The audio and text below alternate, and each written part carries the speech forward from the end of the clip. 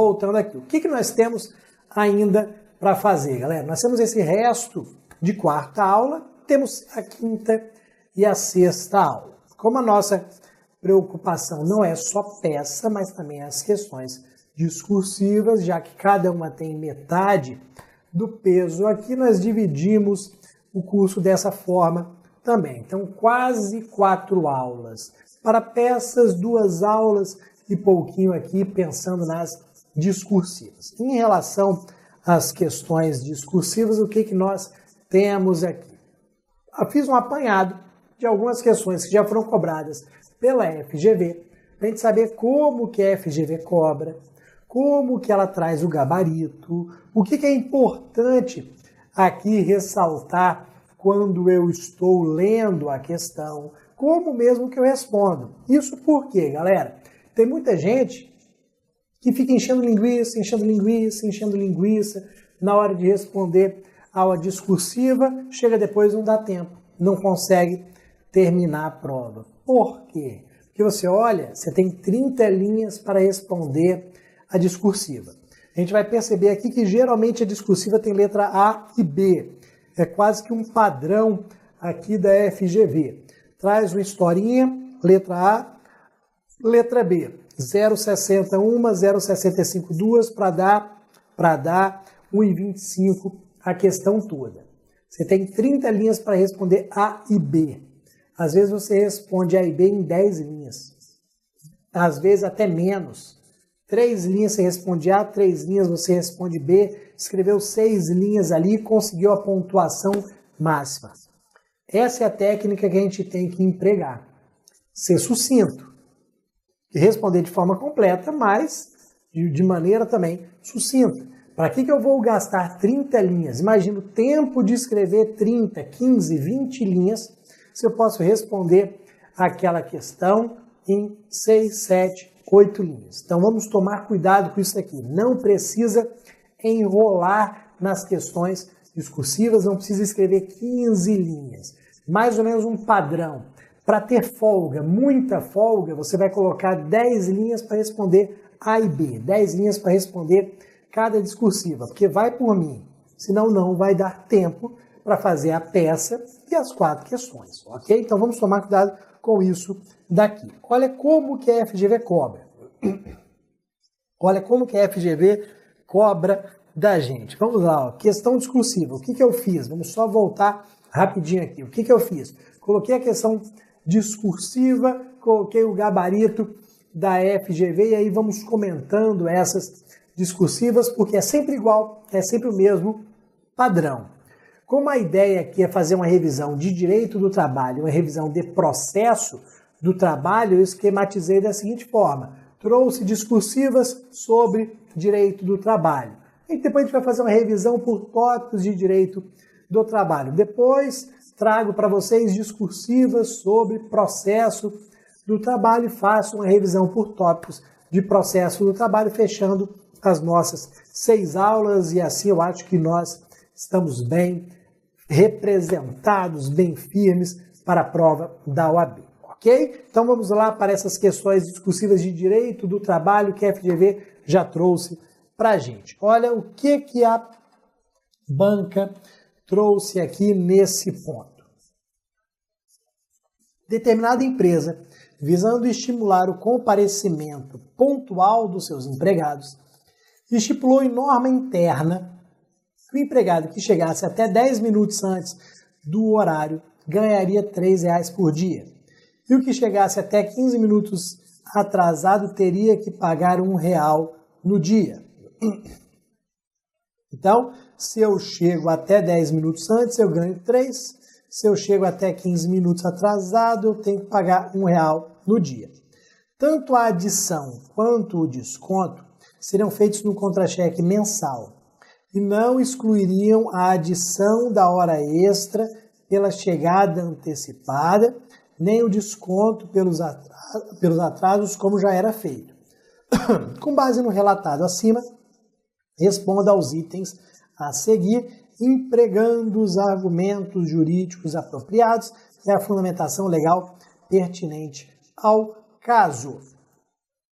Então eu tenho uma norma interna aqui que traz uma estipulação, pagamento ao dia e desconto ao dia. Galera, aí a gente começa a pensar, começa a procurar no nosso vadimeco, na nossa CLT, onde fala sobre norma interna, onde fala sobre descontos, e é isso que você vai fazer. Sabe por quê? A resposta de uma questão discursiva é sempre a seguinte, ó, volta lá. Eles fizeram a pergunta, é válida a norma interna em ambos os aspectos? Geralmente é uma pergunta, é válida? Sim, é válida, não é válida nos dois aspectos, é válida apenas em um aspecto, nos termos da súmula tal, do artigo tal. Pessoal, a sua resposta sempre vai ser assim.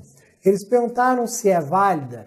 Sim, é válida, não é válida apenas em um aspecto. Ok.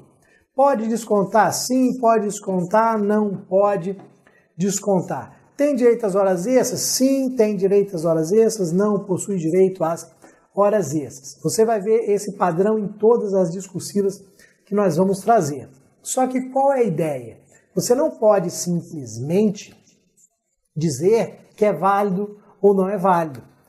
Como a própria questão disse, ó, você tem que trazer os argumentos e os fundamentos legais, a fundamentação legal. Então, se você pegar o gabarito da FGV em relação a questões discursivas, você vai ver o quê? Você vai receber uma pontuação por ter dito, por exemplo, que é válida a norma. E uma outra pontuação por dizer que aquela situação se encaixa na súmula tal, no artigo tal da CLT, no artigo tal da Constituição Federal, na OJ. Geralmente, questão discursiva, galera, ou é súmula, ou é OJ, ou é CLT. 90% das vezes. Dificilmente a gente tem uma Constituição Federal no meio, geralmente é CLT, súmula e OJ. Então, eu anotei aqui, ó, norma interna, estipulou norma interna, estipulou no regulamento interno. Pesquisei e achei a súmula 51 do TST. Achei a súmula 51 do TST. Depois eu vi que ele estava falando em pagamento, em desconto. Pô, fui lá, procurei desconto. Achei artigo 462 da CLT, achei súmula 342 do TST, principalmente o artigo da CLT que fala nos descontos. Galera, é isso que você vai fazer. Pensem que essa tela aqui é a minha prova. Eu vou sair anotando tudo o que eu achar. Achei súmula 51, achei artigo 462, súmula 342. Pode ser que um deles se encaixe, outro não. Então, saio anotando. A minha procura ali. Ficar procurando no índice é chato, é meio enjoado, mas faz parte aqui e você precisa efetivamente disso. Você está na sua cabeça que pode, que não pode, mas eu não sei qual é o dispositivo, qual é a súmula que se encaixa aqui. Você vai perder ponto na sua prova. E qual é o problema? Você vai perdendo aqui, perdendo aqui, perdendo aqui, perdendo aqui, perdendo aqui, daqui a pouco você fica no 5.9. 5.9 reprova, não arredonda, já era. Então vamos fazer a coisa direitinha aqui. Perfeito? Então, ó, é válida a norma interna em questão em vários aspectos? Pode, de que forma, de que poder o empregador se valeu para criá-la? De que poder? Rapaz, eu lembro que o empregador, ele tem o poder de organização, ele tem o poder de fiscalização e ele tem o poder disciplinar. Então ele organiza, também é chamado de poder diretivo, né? Ele organiza, ele cria as normas e aí fiscaliza para ver se essas normas estão sendo criadas e ele aplica as penalidades caso essas normas não estejam sendo criadas. Beleza. E agora, qual é o poder. Vamos lá para o gabarito. Vocês perceberam o seguinte, que aqui a A vale meio e a B vale meio, porque a prova da AB já teve 5 questões discursivas e aí valia um cada um. Hoje são 4 discursivas, cada uma valendo 1,25, então a distribuição dos pontos é um pouquinho diferente, mas não interessa, aqui não faz diferença nenhuma para a gente. Qual seria o gabarito aqui da FGV para essa questão? Como é que eu faria a redação da minha pequena dissertação nesse ponto aqui? Vamos lá, ó. Primeiro, é válida a norma interna em ambos os aspectos? Ó. Item A, não é válida em ambos os aspectos. Não. Esse é o gabarito da FGV. No tocante ao desconto, ela é inválida, porque excede o poder do empregador, além de caracterizar bis in idem. O desconto cuja imposição se pretende, por ser unilateral, viola o artigo 462 da CLT. Pô, é um dos artigos que eu tinha anotado. Então, veja, ó, caracteriza o bis in idem porque, além do desconto sofrido pelo atraso, eu ainda teria que pagar R$1. Essa foi a história contada pra gente. Se houvesse o atraso, eu perderia R$1 e ainda sofreria o desconto natural que o empregado sofre ao chegar atrasado, ao não cumprir a sua jornada integral. Nesse ponto do desconto é inválido. Na questão do pagamento é válido porque é uma situação benéfica para o empregado, é um direito que foi criado por aquela norma interna. Então, como perguntou se era válido nas duas situações, não. Na parte do desconto é um bis in idem e, além disso, viola o artigo 462 da CLT. O 462 da CLT diz que os descontos podem ser feitos por adiantamentos. Posso descontar aqui quando a lei permite, quando eu tenho norma coletiva permitindo ou quando há danos causados ao empregador. Só posso descontar nessas hipóteses aqui. Então, aquela hipótese de atraso prevista na norma coletiva estaria violando esse dispositivo porque eu estaria realizando um desconto não previsto na legislação. Ponto, galera. Simples. 3 linhas, eu matava isso daqui. Você redigiria em 3 linhas com bastante tranquilidade. Depois, nós temos aqui, ó, qual era a pergunta? De que poder o empregador se valeu para criá-la? De que poder o empregador se valeu para criá-la? Ó, do poder diretivo, ou de comando, ou empregatício, ou regulamentar, ou jus variandi. Os dois aqui que tem os nomes mais comuns. Vejam que a FGV, nesse ponto, tanto nas peças quanto nas discursivas, ela é bem tranquila em relação às variações. Nas peças, muitas vezes a gente vê no gabarito que você podia mencionar o artigo tal, ou o artigo tal, ou a súmula tal, ou ao J tal, já que todas elas se aplicam àquela situação. Aqui, como eu tenho vários nomes dados ao mesmo poder do empregador, a FGV considerou todos eles, ou poder diretivo, ou de comando, ou empregatício, ou regulamentar, ou jus postulandi. Esses daqui são os mais técnicos. Empregatício, comando são mais genéricos, jus variandi nem tão correto assim, mas a FGV até aceitou. Então, poder diretivo ou poder regulamentar. Então, como é que seria a redação aqui? Nesse item B, nem entraria dispositivo, ok? Nem entraria dispositivo, ou, apesar da banca não ter colocado no seu gabarito, eu mencionaria o artigo 2º. Já que eu estou falando de empregador, eu coloco o artigo 2º da CLT, que diz que empregador é aquele que dirige a prestação pessoal dos serviços. Se ele dirige a prestação Pessoal dos serviços é porque ele exerce esse poder diretivo. Eu colocaria aqui, apesar da banca não ter exigido na época, eu colocaria o artigo 2º da CLT. O empregador dirige a prestação pessoal de serviços, ele possui o poder diretivo.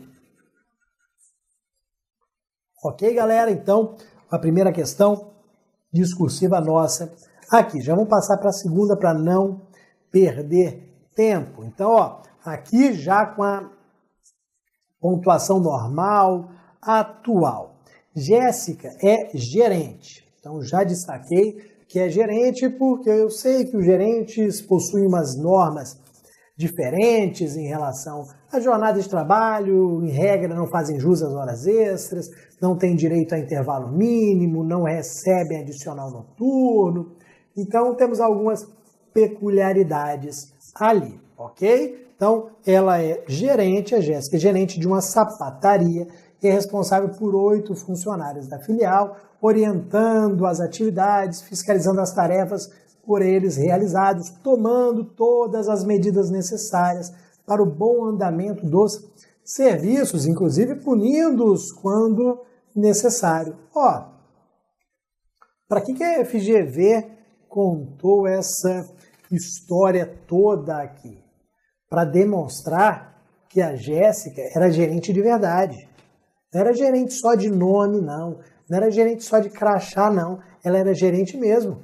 Ela tinha subordinados. Ela tinha 8 empregados naquela filial. Ela que coordenava tudo mesmo. Ela que punia. Ela organizava o trabalho. Era gerente de verdade. Eu vou anotar isso daqui, porque esse é um ponto importante. Gerente mesmo. Gerente de verdade, ok? Continuando. Jéssica cumpre jornada de segunda a sexta, das 10 às 20, com intervalo de 1 hora para refeições, e sábado de 10 às 17, com pausa de 1h30. No seu contra-cheque, existem na coluna de créditos os títulos salário, R$3.000, e gratificação de função, R$1.000. Com base na hipótese acima, responda aos itens a seguir. Olha aqui, galera. Ela era gerente mesmo porque exercia funções de gerência.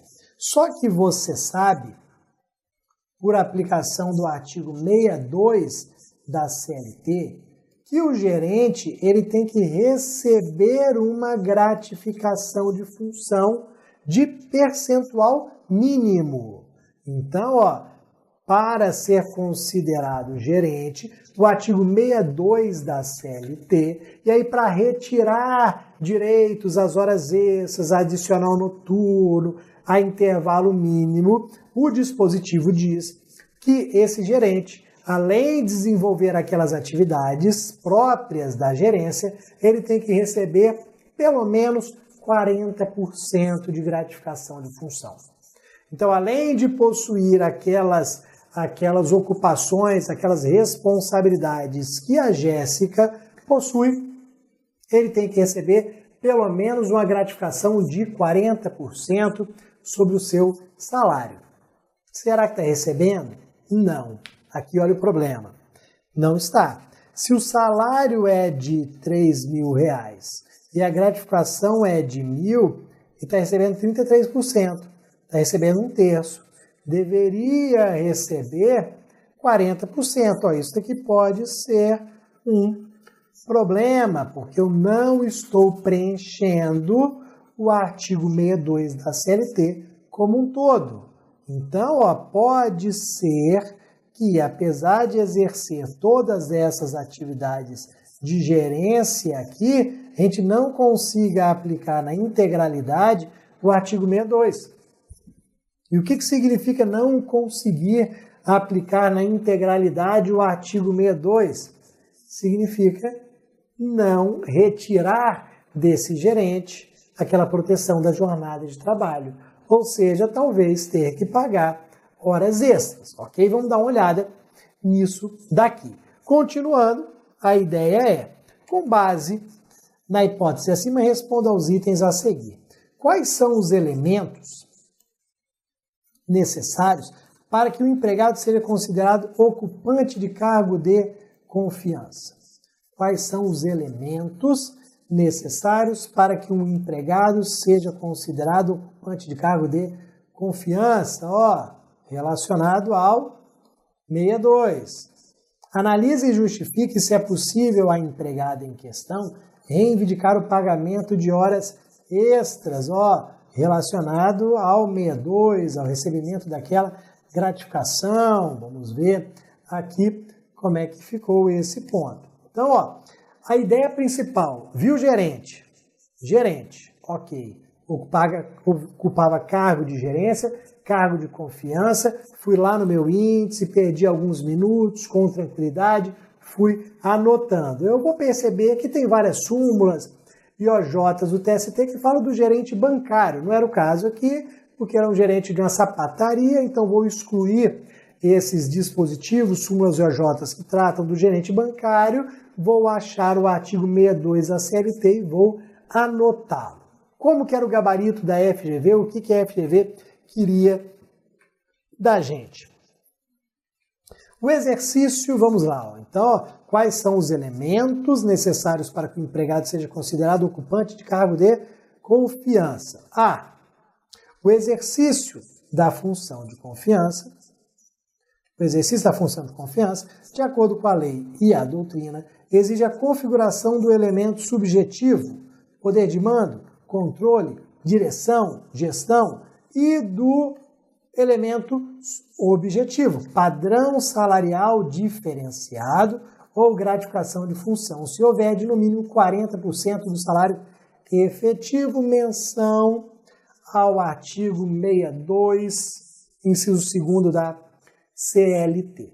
Então, para você ser um gerente de verdade, para você se enquadrar como um cargo de confiança, você tem que ter aquele poder de gestão, aquele poder de mando, porque gerente não é só aquele que tem o contra-cheque, que tem fugiu a palavra agora, o crachá, não é aquele que tem o crachá escrito gerente, não, gerente é aquele que realmente manda, que subordina, que aplica penalidade. Esse é o elemento subjetivo, poder de mando. Se eu sou um gerente que não manda em porcaria nenhuma, nem em mim mesmo, eu não sou gerente, não sou cargo de confiança. Só que aí o grande problema da questão não era o elemento subjetivo, porque ele estava presente. A FGV deixou claro aqui que o elemento subjetivo estava presente. Só que não estava presente o elemento objetivo, que é o padrão salarial superior. Por que muita gente tem ali nos seus planos virar gerente, tem como um dos sonhos virar gerente para ganhar mais, para ter esse poder de mando e para ganhar mais também, porque o gerente tem que receber aqui um padrão salarial superior, tem que receber uma gratificação de função de pelo menos 40%. Isso consta no artigo 62 que você anotou e acertou essa linha A. Agora, a outra questão, a outra pergunta, estava relacionado, volta lá, se é possível a empregada reivindicar o pagamento de horas extras. Vamos lá, o grande problema está aqui, porque ela recebia 33%, ela não recebia 40%. Então, é possível pedir horas extras? Olha o que a letra B trazia. Jéssica fará jus às horas extras. Então, é possível? Sim, ela fará jus às horas extras. Por quê? Como a gratificação recebida é inferior a 40% do salário, juridicamente ela não exerce cargo de confiança, tendo assim limite de jornada. Ou então você poderia falar que falta o elemento objetivo, conforme artigo 62, parágrafo único. Duas formas de você dizer. Como a gratificação era inferior aos 40%, você não pode falar em cargo de confiança previsto no artigo 62. Porque o elemento subjetivo, ele se agrega ao objetivo, são elementos ali concomitantes, devem estar presentes ao mesmo tempo. Então, eu tenho o elemento subjetivo, eu tenho o elemento objetivo, sou cargo de confiança. Jéssica não possuía esse elemento objetivo, não se enquadra no artigo 62. Se não se enquadra no 62, tem direito a receber horas extras. Aqui só perguntou das horas extras, mas eu complementaria. Tem direito de receber horas extras quando ultrapassar as 8 horas diárias e 44 semanais. Tem direito de receber horas extras caso o intervalo mínimo não seja usufruído. No caso aqui, usufruía, tinha uma hora de descanso, mas se a questão dissesse que ela tinha, por exemplo, 30 horas de intervalo para descanso e alimentação, ela ainda teria direito às horas extras em virtude desse intervalo não usufruído, assim como teria direito adicional noturno quando ultrapassasse as 10 horas. Ok, galera? Então, vamos aqui para finalizar colocando o artigo 62, parágrafo único da CLT. Ok, galera? Na sequência, nós vamos aqui, ó, para mais uma questão. Vocês estão vendo que as perguntas são sempre diretas, as respostas serão sempre diretas também. Aquele gabarito aqui, eu vou até voltar, ó, esse gabarito aqui, vocês estão percebendo que ele tem, ó, 4 linhas cada um aqui, porque teve um errinho de formatação, ó, mas tem 3 cada uma. Ou seja, 6, 7, 8 linhas, como eu já falei para vocês, eu respondo. Posso até encher uma linguicinha, mas não vou gastar mais de 8 linhas para responder as assertivas A e B, as perguntas A e B. Então vamos para mais uma aqui. Felipe, homem de sorte, foi contratado pela empresa Piratininga Comércio de Metais Limitado para exercer a função de gerente de auxiliar administrativo. Então já vamos anotar aqui a função. Exercer a função de auxiliar administrativo. Após um ano de serviços prestados, sem que tivesse praticado qualquer ato desabonador da sua conduta, recusou-se a cumprir ordem manifestamente legal de seu superior hierárquico, por discordar do juízo de mérito daquele, em relação à tomada de uma decisão administrativa. Então, ó, após um ano, sem que tivesse praticado qualquer ato desabonador de sua conduta, recusou-se a cumprir ordem manifestamente ilegal.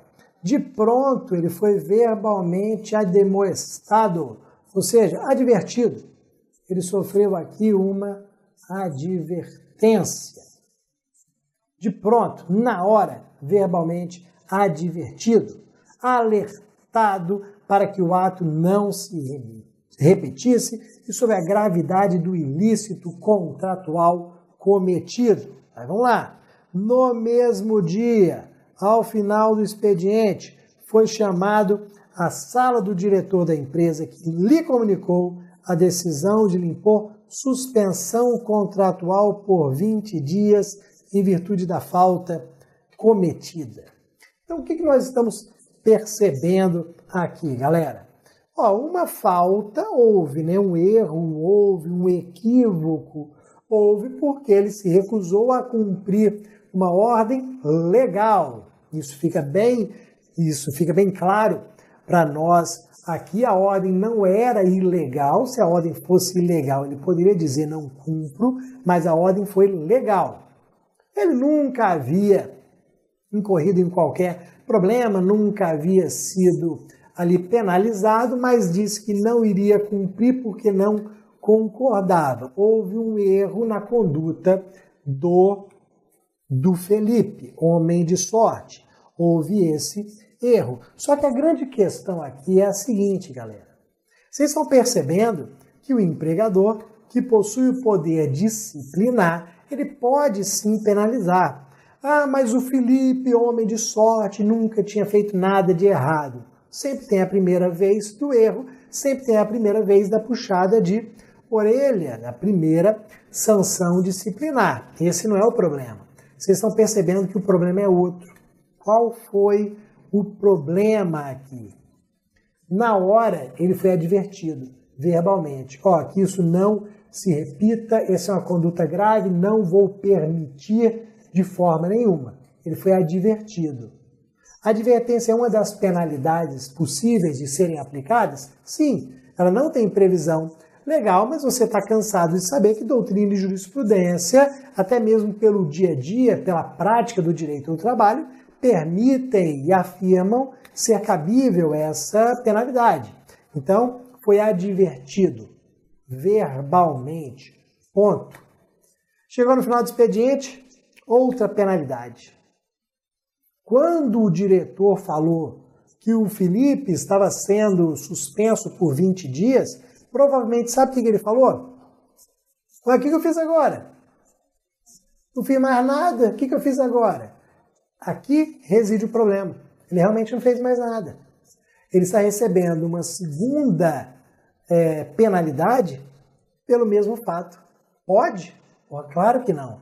Para cada fato, para cada erro, eu tenho uma penalidade. Esse diretor não poderia aplicar a suspensão contratual, que é uma penalidade, porque já houve a penalidade advertência. O que está acontecendo aqui, galera? Um bis in idem. Estou aplicando duas penalidades para o mesmo fato. O que nós deveríamos ter feito com o Felipe é aguardar um novo vacilo dele. Próximo vacilo eu te suspendo, hein? Beleza, não teria problema nenhum, porque eu não posso aplicar duas penalidades para o mesmo fato, que é o que aconteceu aqui. E a FGV vai te perguntar exatamente isso daqui. Então, em face da situação acima, responda de forma fundamentada, os seguintes itens. São válidas as punições aplicadas pelo empregador?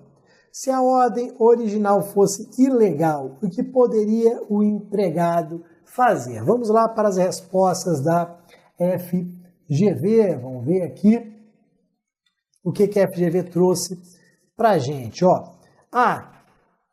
Então, são válidas as penalidades aplicadas pelo empregador? A primeira punição é válida ante o descumprimento injustificado da ordem legal.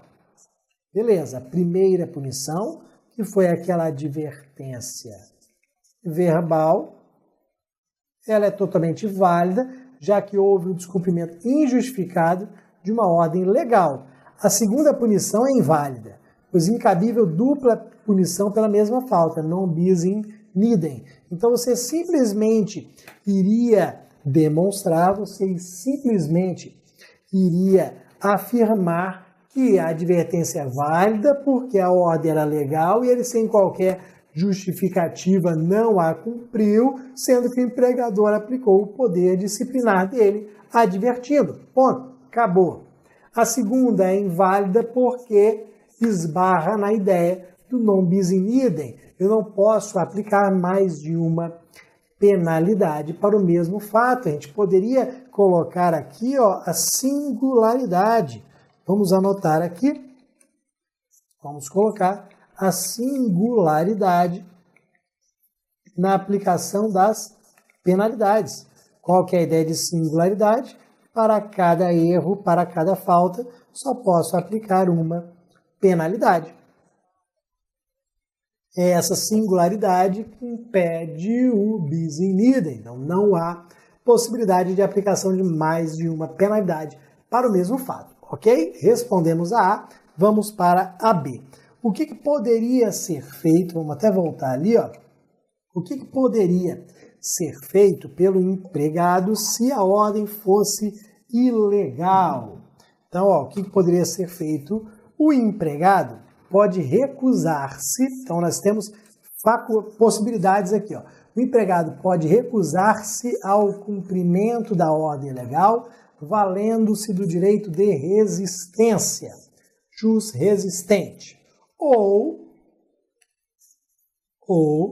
seria até o mais comum, provavelmente, todo mundo iria pensar nessa segunda. Ou, diante da situação, postular a resolução culposa do contrato, rescisão indireta, que é a justa causa do empregador. Eu pensaria nessa daqui. Justa causa do empregador, rescisão indireta na medida em que você está diante de algo ilegal, nos termos do artigo 483. Então, pleitearia a rescisão indireta com base no artigo 483-A da CLT pela imposição de cumprimento de ordem contrária à lei. Ou ainda, poderá pleitear a declaração de nulidade das punições, em qualquer um dos casos, com as reparações patrimoniais e morais cabíveis. Galera, 90% dos alunos, inclusive eu, colocaria aqui rescisão indireta do contrato de trabalho. Mas eu posso ir à Justiça do Trabalho para buscar a declaração de nulidade das punições? Posso também. Mas aí vamos lá. Se eu ajuizo a ação para buscar a declaração de nulidade, o que vai acontecer comigo? Eu vou ser demitido daqui a pouquinho. Então, mais normal quando você tem uma situação de ilegalidade que começa a dificultar o próprio trabalho do empregado, a situação mais comum, pleitear a rescisão indireta. É o que provavelmente vocês farão quando forem advogados trabalhistas. Ok, galera? Então vejam que são várias as possibilidades. Você vai sair da prova, vai cochichar com um, eu pedi rescisão indireta. O outro não, pedi a declaração de nulidade das penalidades. O outro não, eu simplesmente falei que não era possível, que ele poderia se recusar a cumprir a ordem porque era ilegal. E, rapaz, quem acertou? No final, todo mundo. Fique tranquilo, ok? Depois, vamos para mais uma. Aqui, vocês estão vendo que é sempre o mesmo padrão utilizado pela FGV. Então, ó, Antônio é um dos 20 vendedores da loja de calçados Ribeirinha. Então, Antônio é um dos 20 vendedores dessa loja. Em seu contra-cheque, há o desconto mensal de 1,5% do salário para a festa de confraternização, que ocorre todo final de ano na empresa, além da subtração semestral por pé faltante. Como ele trabalha, é vendedor de uma loja de calçados, chega lá, sempre está faltando um pé. Então, ó, faltou, cadê o pé esquerdo desse calçado? Ih, não sei, ninguém sabe. O pé faltante, eles estão descontando ali aquele pé faltante. Então, vamos ver onde que nós vamos chegar aqui. Então, essa subtração do pé faltante é o valor dos pares de sapatos, dos quais no inventário semestral realizado somente um dos calçados é localizando, ficando então descartada a utilidade comercial pela ausência do outro pé, sem a comprovação de culpa do empregado. Então, ó, isso aqui é fundamental. Se eu estou falando em desconto, artigo 462 da CLT. Por que a FGV gosta tanto de desconto, galera? Porque nós temos muitas ações trabalhistas discutindo exatamente se é possível desconto ou não. É o frentista do posto de gasolina que sofreu desconto por um cheque sem fundo. É o vendedor da loja que um determinado vestido sumiu e descontaram do salário dele. A gente tem uma série de ações trabalhistas no dia a dia e você, como advogado trabalhista, vai encontrar isso no dia a dia em que se discutem descontos. O empregador descontou, depois o ex-empregado vai à Justiça do Trabalho para recobrar aquela quantia. Ó, descontaram R$600, quero R$600 de volta. Isso é realmente normal. Sempre que nós tivermos desconto, sempre que você lê, seja na peça ou na discursiva, desconto, anota logo o artigo 462 da CLT. Como eu já falei para vocês, ele é o dispositivo que diz o que pode ser descontado ou o que não pode. E tem um ponto bem importante aqui, galera, que são os danos. Eu posso descontar quando houver danos. Ó, existe dano culposo e o dano doloso. Existe o dano por culpa ou dano por dolo. Posso descontar no dano culposo? Até posso.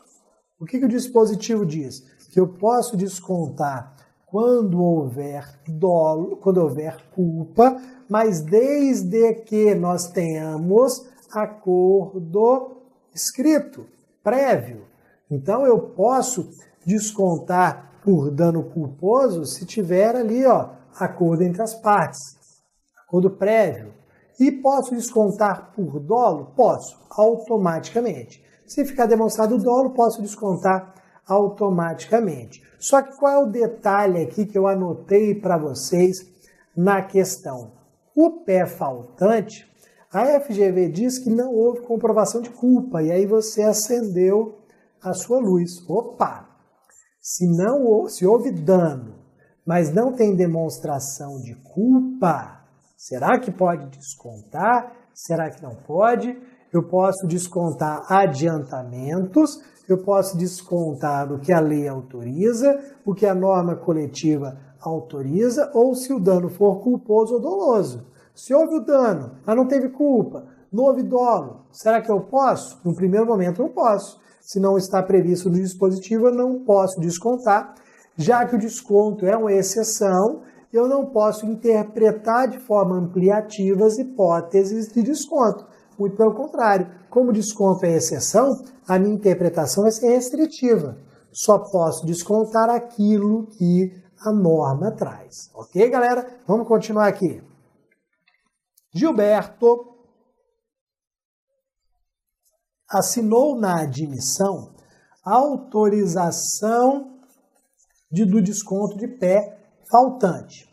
Após ser dispensado, ajuizou a reclamação trabalhista pedindo a devolução de ambos os descontos. Primeiro, para a festa de confraternização, ok? Então, não fala de onde que vem essa autorização de festa de confraternização, a gente vai aqui presumir, vamos ver se essa foi a presunção que a FGV fez, mas nós vamos presumir que foi um acordo ali feito entre todos e vamos ver se esse acordo tem validade ou não. Ele está querendo o desconto, a devolução do desconto dessa festa de confraternização e também do pé faltante. E o que a FGV quer é o seguinte, ó, a empresa pugna pela validade do desconto para a festa, pois alega que o Gilberto sempre participou dela em relação ao pé faltante porque assinou o documento autorizando o desconto. Será que o fato do Gilberto sempre ter participado da festa autoriza o desconto ou o desconto tem que ser autorizado por lei, pelo artigo 462? Será que em relação ao pé faltante a assinatura desse documento autorizando o desconto já é suficiente ou tem que ser demonstrada a culpa do empregado? O que a FGV queria da gente? Que isso aqui era um enunciado um pouquinho mais longo. Aqui, ó. O que a FGV quer? Na audiência, o autor confirmou a presença na festa em todos os anos e afirmou que havia comida e bebida farta. Aí se enchia de cachaça, croquete. Não se produziram outras provas. Diante da situação retratada e do entendimento consolidado do TST, respondo aos itens a seguir. O desconto para a festa de confraternização é válido? O desconto a título de pé faltante é válido? Vamos lá, galera. Vamos pegar tudo isso que nós vamos reunir todas essas informações aqui. Vamos ver se o desconto é válido ou não. Primeiro da festa, que não tinha previsão em lugar nenhum, mas o Gilberto comia e bebia a beça. Depois o pé faltante, que tinha autorização, mas não havia prova da culpa dele. Então, na sequência, vamos aqui, ó.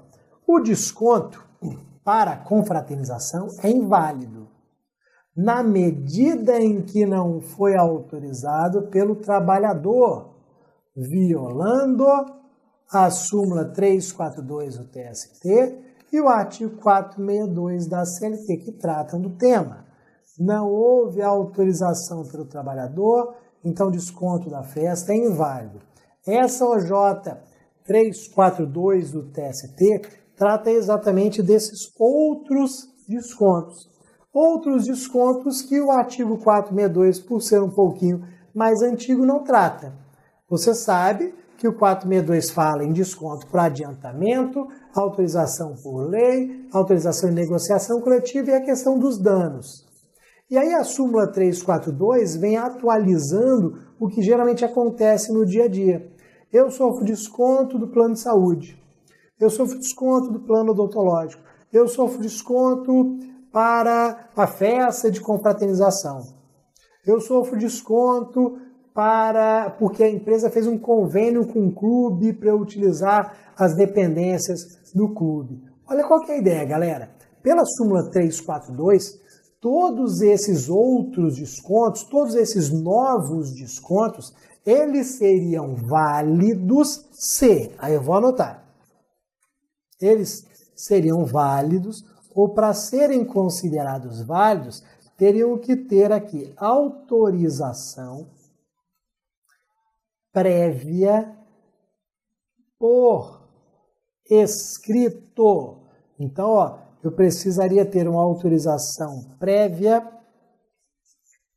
por escrito do empregado. Então, se eu tivesse uma autorização prévia por escrito do empregado, eu até falaria que o desconto da festa de confraternização seria válido. Só que é exatamente o contrário, não há essa autorização pelo trabalhador. A questão não trouxe nada, simplesmente disse que havia o desconto. Sem autorização, o desconto é inválido, ele pode recobrar essa quantia. E o do pé faltante, qual é a ideia aqui do infeliz do pé faltante? Ó, o desconto também é inválido.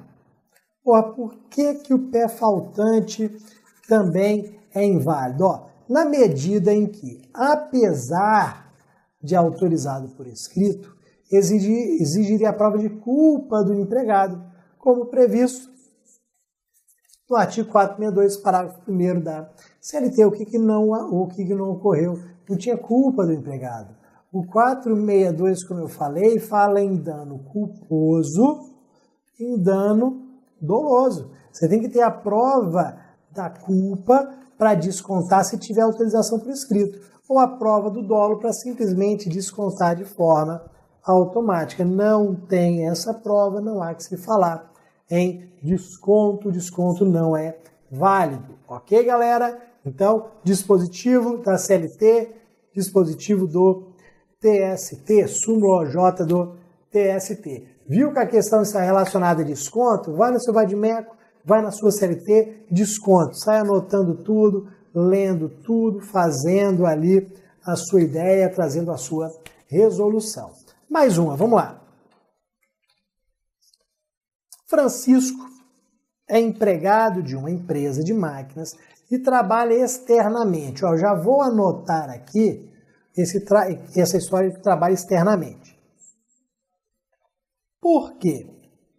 Pode ser que seja o caso de nós aplicarmos o artigo 62 da CLT. Por quê, pessoal? Nós sabemos que se o empregado trabalha externamente, sem possibilidade de controle de jornada de trabalho, ele não faz jus ao recebimento de horas extras. Ele trabalha de forma externa. Não há como controlar a jornada de trabalho. Eu não sei a hora que ele está trabalhando. Se ele está trabalhando de manhã, de tarde, de noite, se ele não está trabalhando, como não há esse controle da jornada de trabalho, não vamos falar em horas extras, artigo 62 da CLT. Vamos ver se é o caso ou não, não sei nem se é isso que a FGV vai cobrar ao final. Vamos lá, ó. Em termos salariais, Francisco é comissionista puro, recebendo 20% sobre as vendas que ele realiza por ele realizadas mensalmente. Em determinado mês, Francisco efetuou uma venda de R$50 mil em 10 parcelas mensais. Daí, porque o empregador lhe disse que pagará a comissão de acordo com o vencimento das parcelas. A partir do caso apresentado, responda aos itens a seguir. Então, se uma das parcelas não for paga pelo comprador, como deve proceder o empregador de Francisco? Se as parcelas estivessem sendo pagas normalmente, Francisco fosse dispensado. Olha o que aconteceu, galera. Eu anotei o artigo 62 da CLT ali, mas não tem nada a ver com a história. Isso pode acontecer no dia com você, não fica puto não. Você perdeu tempo, anotou, não era o caso. Ele falou que trabalhava externamente, disse que era vendedor, que vendeu e agora quer saber das comissões. Não tem nada a ver com 62? Tá, então você vai lá na sua folha e risca. Está querendo saber de comissão? Beleza. Comissão, eu vou no artigo 466 da CLT, ele vai falar de comissão, artigo 466 da CLT, salvo engano, é o 466. Se uma das parcelas não for paga pelo comprador, como deve proceder o empregador de Francisco em relação ao pagamento da comissão correspondente? Justifique. Mas, peraí, o empregado que sou eu que sou o Francisco, vendi 10 parcelas. Você, empregador, me autorizou a vender em 10 parcelas de R$5 mil. Estão perguntando o que vai acontecer com a minha comissão se o comprador não efetuar o pagamento das parcelas. Se uma das parcelas não for paga pelo comprador, o que vai acontecer em relação ao Francisco no tocante à comissão dele? Meu amigo, olha como é fácil. Está na sua cabeça aí. Se o comprador não efetuar o pagamento das parcelas, problema meu vendedor ou problema do meu empregador? Problema do meu empregador. Qual o nome que eu dou a isso daqui? Alteridade. Problema do meu empregador se o comprador não efetuou o pagamento das parcelas. O nome disso é alteridade. O que é alteridade? Assunção dos riscos do empreendimento pelo empregador. O empregador assume os riscos do empreendimento, inclusive o do comprador dele não efetuar os pagamentos. Estou construindo a minha ideia. O que vai acontecer com as comissões relacionadas a essa parcela? Serão pagas normalmente. Devem ser pagas normalmente porque o empregador assume os riscos do empreendimento, que nós chamamos de alteridade. Ok, galera? Daqui a pouco a gente vai ver qual é o gabarito, mas vai ser dentro dessa nossa ideia aqui. Depois, se as parcelas estivessem sendo pagas normalmente e Francisco fosse dispensado 6 meses após a realização da venda, como fica a situação da comissão vencendo? Como foram 10 parcelas, ele foi dispensado 6 meses após a realização da venda, ainda faltariam 4 parcelas. Eu tenho comissão de 4 parcelas aqui. Como é que ficaria a situação da comissão vencendo essas 4 parcelas? Aí eu poderia pensar o seguinte, começo a raciocinar. Vamos lá, será que ele perde? Ele foi demitido, será que ele perde a comissão dessas 4 parcelas? Não é justo, porque ele vendeu. Se ele vendeu, ele trabalhou. Se a comissão é o salário dele, ele tem direito a receber. Beleza. Então a gente começa a construir a ideia de que ele tem direito de receber a comissão em relação a essas parcelas vincendas. Como a gente nunca sabe se a FGV já estaria satisfeito ou não com essa informação, a gente vai um pouquinho além. Vamos ver se isso consta no gabarito ou não. Nós falaríamos o seguinte, que seria feita a rescisão do contrato de trabalho desse empregado, do Francisco, seria feita a rescisão do contrato de trabalho do Francisco, pagas as verbas rescisórias e mês a mês, nos 4 meses seguintes, seria feita uma rescisão complementar com o pagamento daquela comissão. ok, isso pode ser feito. Então, ele tem direito de receber as comissões das parcelas vincendas, pode, mesmo após a rescisão do contrato de trabalho, continuar a ser pago mensalmente com o termo de rescisão de contrato de trabalho complementar, uma rescisão complementar. Vamos ver se a FGV chegou a tudo isso ou não, ok? Então, vamos aqui o gabarito da banca. O empregador deve realizar. Então, a primeira pergunta, se uma das parcelas não for, como deve proceder o empregador? Beleza. O empregador deve realizar o pagamento da comissão, pois não pode transferir para o empregado o risco do negócio, já que possui bens jurídicos hábeis para a cobrança da dívida em face do devedor inadimplente. Esse não pode transferir o empregado o risco do negócio é exatamente a alteridade que você poderia colocar aqui na sua redação, que é o que? A assunção dos riscos do empreendimento. A assunção dos riscos do empreendimento, ok?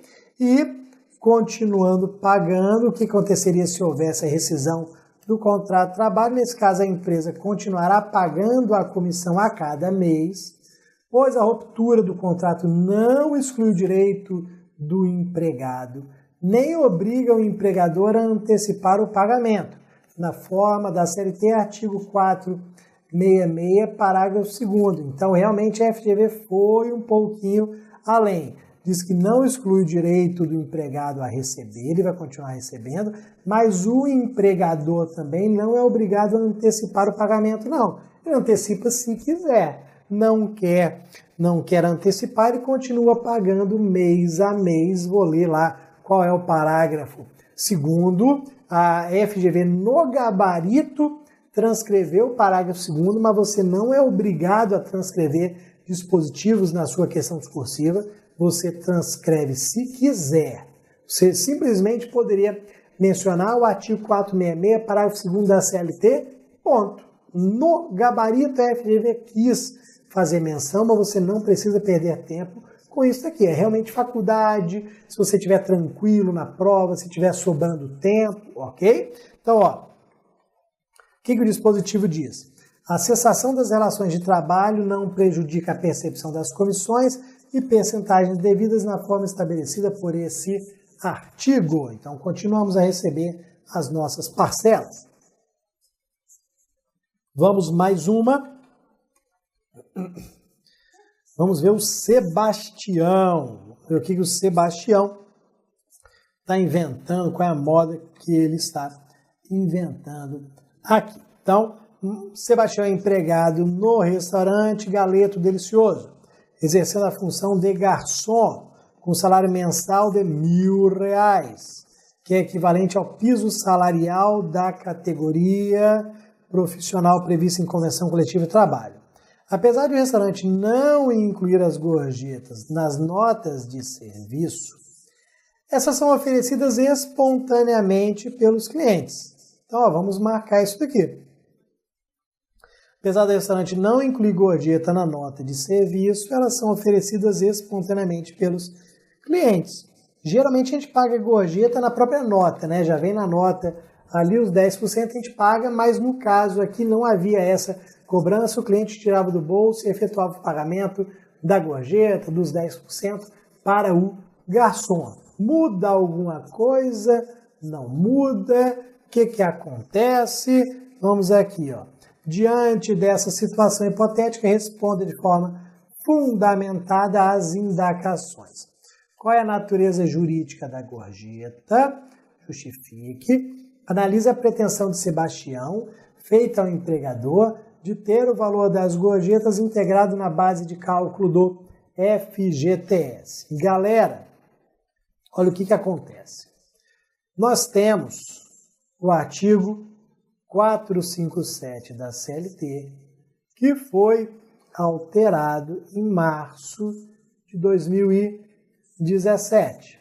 Você só precisa se preocupar se o edital da OAB for posterior aqui a essa data, se ele foi anterior, não é uma preocupação sua, mas eu estou falando nisso porque eu tenho o mesmo entendimento na súmula 354 do TST.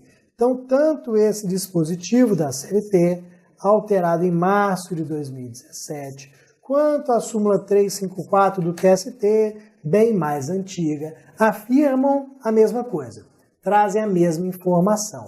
Gorjeta é gorjeta quando paga na nota ou quando oferecida espontaneamente. Se eu sou um garçom, você, cliente, paga os 10% na nota e eu recebo depois do restaurante, ou se você me paga diretamente, isso, para a natureza jurídica do Instituto, não traz nenhuma diferença, não interfere em nada. Então, aqueles 10%, aquele valor pago será gorjeta e com os seus reflexos, com a sua importância, sendo paga na nota ou espontaneamente, súmula 354 do TST, artigo 457 da CLT, ok? Nós vamos, com base nesse artigo 457, responder à natureza jurídica da gorjeta. E depois nós vamos ver se o valor da gorjeta se integra com a base de cálculo do FGTS. FGTS, rapaz, eu olhei lá no índice, veio a Lei 8.036 de 90. Anota ela aí. Anota, Lei 8.036 de 90, para nós vermos se há algo a ser analisado. Então, ó, vamos lá. Qual é a natureza jurídica? Nos termos do artigo 457 caput, a gorjeta é paga. É um pagamento feito por terceiros, razão pela qual tem natureza remuneratória. Isso porque, galera, em direito do trabalho, você está cansado de saber, tenho certeza que você sabe isso que eu vou falar, que remuneração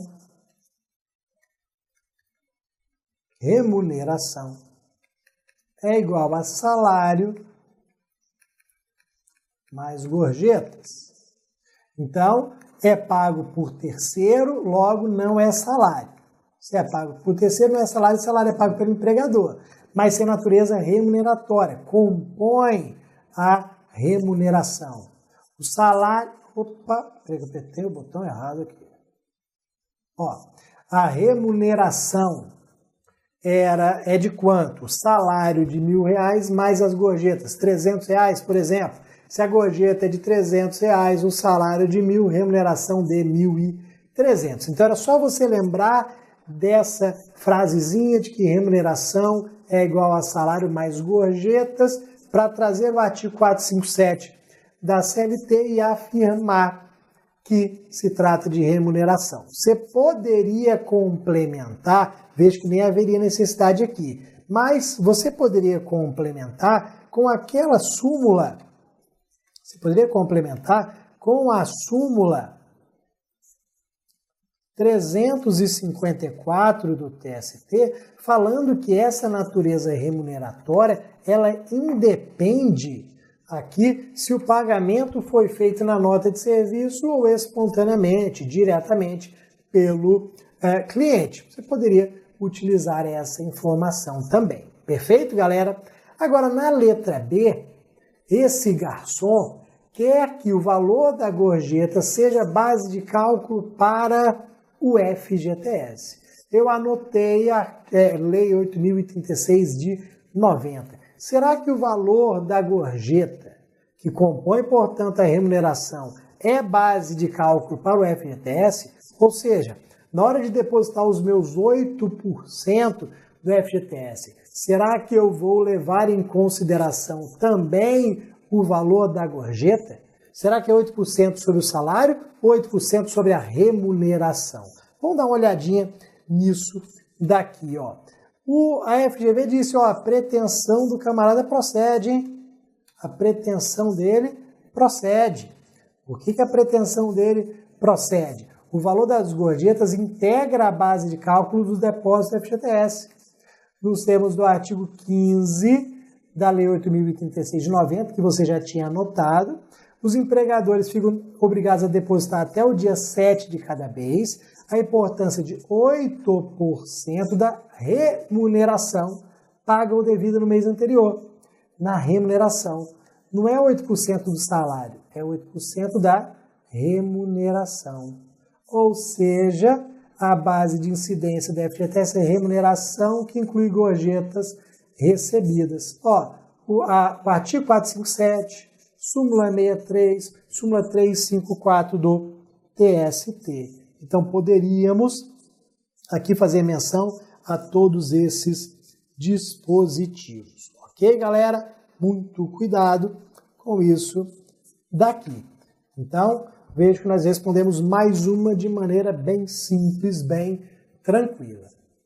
Toma muito cuidado com salário, com jornada, são temas que a FGV gosta bastante porque são os temas discutidos no dia a dia da Justiça do Trabalho. Quando você estiver ajuizando a ação trabalhista, você vai ajuizar por quê? Porque teve problema na jornada de trabalho, porque teve problema no salário do camarada. Descontaram o que não podia descontar, deixaram de pagar o que tinha que pagar, ok? Vamos para mais uma, nós estamos quase finalizando aqui terminamos, na verdade, as discursivas. Terminamos as discursivas, galera. O que nós vamos fazer agora? Vamos começar aqui a rever os principais pontos. Faltam 5 minutos para as 10 horas, então, na verdade, eu não vou nem começar a revisão, não. O que eu vou fazer é uma grande revisão em 10 minutinhos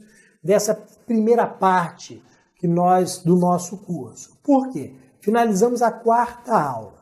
Então, na próxima aula tem revisão de direito do trabalho, questões discursivas de processo do trabalho e depois revisão de processo do trabalho. Então, em 2 aulas, vamos fazer uma revisão por tópicos de direito do trabalho, questões discursivas de processo do trabalho, revisão de processo do trabalho também. Vamos lá, o que eu posso dizer aqui para vocês, o que eu posso resumir aqui, o que vocês têm que estudar e tomar cuidado para a sua prova da OAB, que nós vimos até agora em 5, 10 minutinhos. Um resumo rápido. Primeira coisa que você tem que lembrar, que você tem que colocar na sua cabeça e treinar: identificação de peças. Então, primeiro ponto que você vai sempre lembrar aqui: identificação das peças. Quando que é petição inicial e quais são os pedidos que eu poderia requerer numa petição inicial. Pode ser que caia uma petição inicial típica: pedir verbos rescisórios, horas extras, dano moral, mas pode cair também uma petição inicial específica, de uma rescisão indireta, de uma consignação em pagamento, de um mandado de segurança, de uma rescisória. Então, primeiro, fixem aquela ideia de que a petição inicial ela vai ser exigida de vocês na prova da OAB quando a FGV narrar uma situação externa. Geralmente é isso, narra uma situação externa e aí você tem que internalizar no Poder Judiciário. Ou seja, você tem que trazer aquela situação externa para o Poder Judiciário. Contam que acontecia isso e aquilo e falam: e agora? Tome uma providência. Providência, petição inicial. Ok? Sobre defesa. Defesa é muito simples. Você identificar que é uma defesa é simples. E aí é 99% de chance de ser uma contestação. Você vai perceber que a FGV disse o que acontecia, que foi ajuizada uma ação trabalhista e agora você tem que fazer alguma coisa. Se afirmaram que foi ajuizada uma ação trabalhista e que você, advogado, tem que fazer alguma coisa, o que você vai fazer? Você vai apresentar a sua defesa. Recurso, galera. A nossa grande preocupação, claro, é sempre o recurso ordinário. A sua também. A sua grande preocupação é aqui o recurso ordinário, o RO. Só que nós vamos lembrar também das hipóteses de cabimento dos demais. Lembra do agravo de instrumento, inadmissão de recurso. Lembra do agravo de petição, decisão na execução. Lembra do agravo interno, decisão monocrática. Lembra do recurso de revista, acórdão do TRT, que julgou recurso ordinário. Vamos lembrar dessas situações mais claras aqui, mais fáceis de serem cobradas, que há uma maior probabilidade de cobrança. Provavelmente, se a FGV escolher na sua prova um recurso, vai ser um recurso ordinário de novo. Mas se cair outro recurso, você vai lembrar que a estrutura deles é a mesma. É uma estrutura básica de recursos. Você vai pensar em petição de interposição, petição das razões. Você vai memorizar aquelas estruturas. O que eu passei para vocês aqui foram estruturas para serem memorizadas, decoradas. Porque você vai sempre redigir um recurso daquela forma, uma contestação sempre daquela forma, uma petição inicial da mesma maneira. É para decorar realmente, porque aí você não erra a forma, não esquece requisitos. Ok, galera? Em relação à execução, provavelmente, é difícil, mas provavelmente, já cobraram uma vez? Se forem cobrar peça de execução, provavelmente será a peça de embargos, a execução, que é aquela nossa petição inicial. Ok, galera? Um abração, tchau, tchau.